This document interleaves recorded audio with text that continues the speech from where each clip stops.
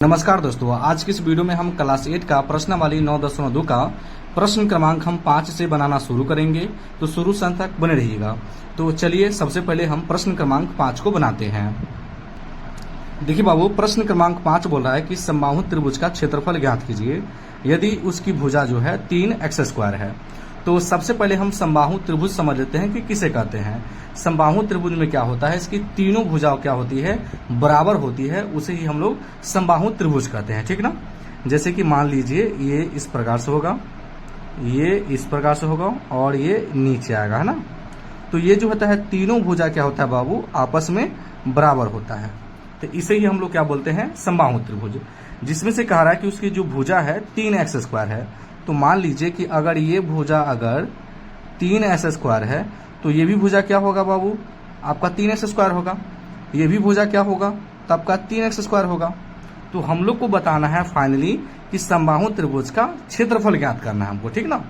तो हम लोग लिख लेंगे बाबू हल, ठीक, इस प्रकार से, और लिखेंगे समबाहु त्रिभुज का, है ना, समबाहु त्रिभुज का भुजा, है ना, समबाहु त्रिभुज की भुजा क्या दिया है, तो 3x² दिया है।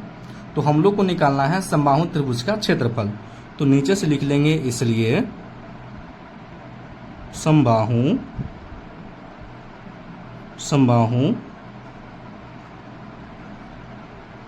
त्रिभुज का क्षेत्रफल। और इसका जो फॉर्मूला होता है बाबू, √3/4 गुने क्या होता है, तो भुजा स्क्वायर होता है।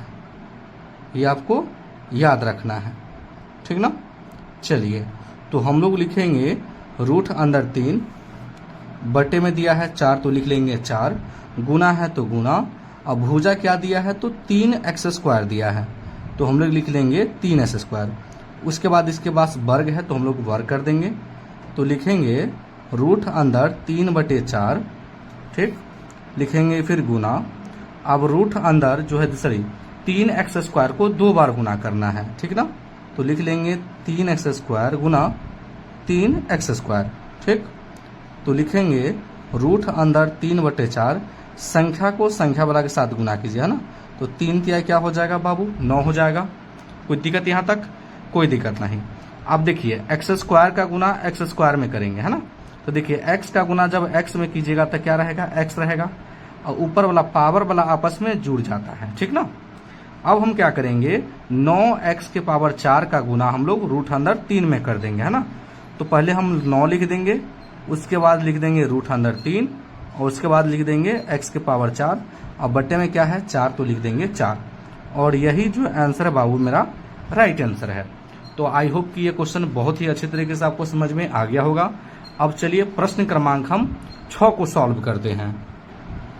छठा प्रश्न बोल रहा है कि उस घन का आयतन क्या होगा जिसकी कोण जो है 6a है। देखिए बाबू, कोण का मतलब होता है भुजा दिया हुआ है, ठीक ना। तो सबसे पहले हम लोग क्या करेंगे, एक घन बना लेंगे इस प्रकार से, ठीक, इस प्रकार से बना लीजिएगा। उसके बाद यहाँ से लीजिएगा इस प्रकार से नीचे करके और इस प्रकार से मिला दीजिएगा। इसको मिला दीजिएगा, इस भुजा को इसको, इस कोण को इसको और इसको यहाँ पे, है ना।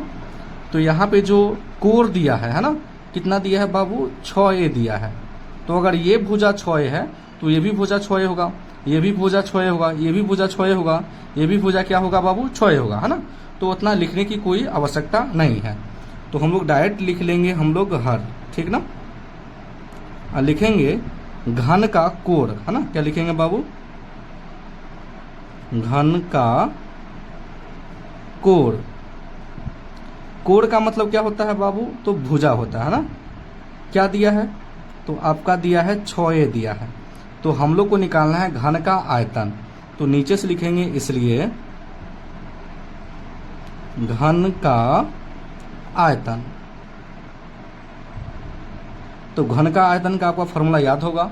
तो घन का आयतन का जो फॉर्मूला होता है बाबू, भुजा क्यूब होता है। क्या होता है, भुजा क्यूब होता है। तो हम लोग भुजा क्या दिया है, 6a दिया है, तो इसकी हम लिखेंगे इसमें 6a। उसके पावर क्या दिया है बाबू, 3 दिया है, तो हम लिख लेंगे 3, ठीक ना।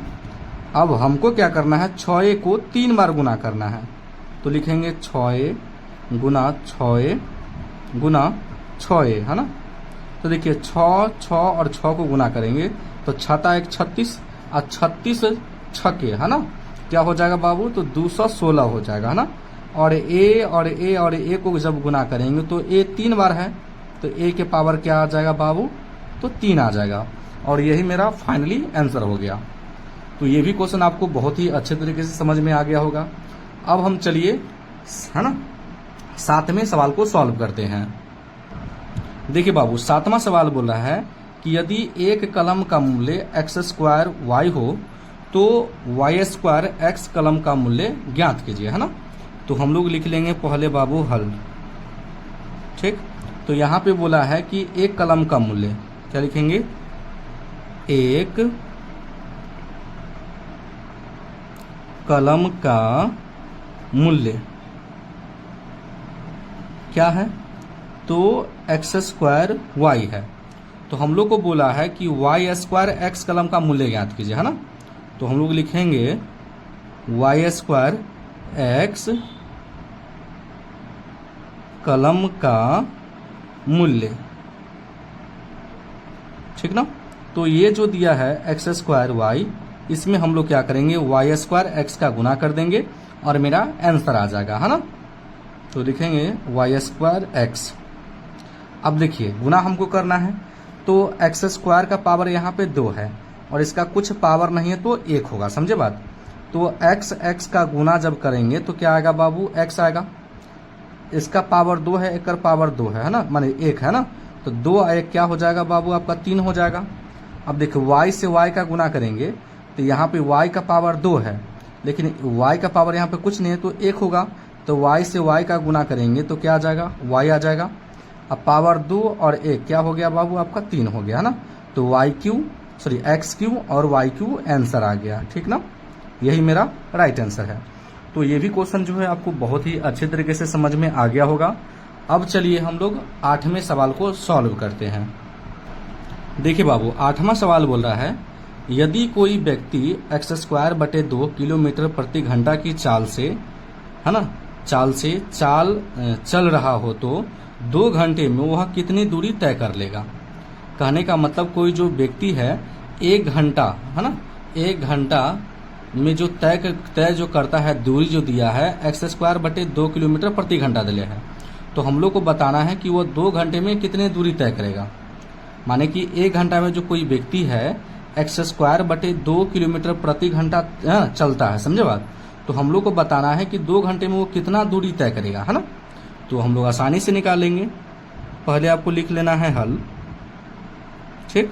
लिखेंगे 1 घंटे में तय की गई दूरी, क्या लिखेंगे बाबू, 1 घंटे में तय की गई दूरी क्या दिया है, तो आपका दिया है x²/2 किलोमीटर प्रति घंटा दिया है, ठीक ना।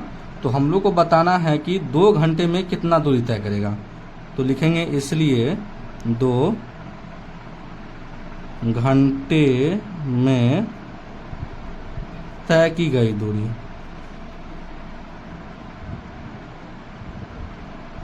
तो हम लोग क्या करेंगे, लिखेंगे x²/2 में 2 से गुना कर देंगे, है ना। तो 2 से 2 कट गया, क्या बचा, x², मतलब कि x² किलोमीटर प्रति घंटा दूरी तय करेगा। और ये जो आंसर बाबू देख रहे हैं, ये आंसर आपका राइट आंसर है। तो आई होप कि ये क्वेश्चन आपको बहुत ही अच्छे तरीके से समझ में आ गया होगा। अगर मेरे चैनल पे नए हैं तो वीडियो को लाइक कर दीजिएगा और चैनल को जरूर सब्सक्राइब कर दीजिएगा। वीडियो देखने के लिए बहुत बहुत धन्यवाद।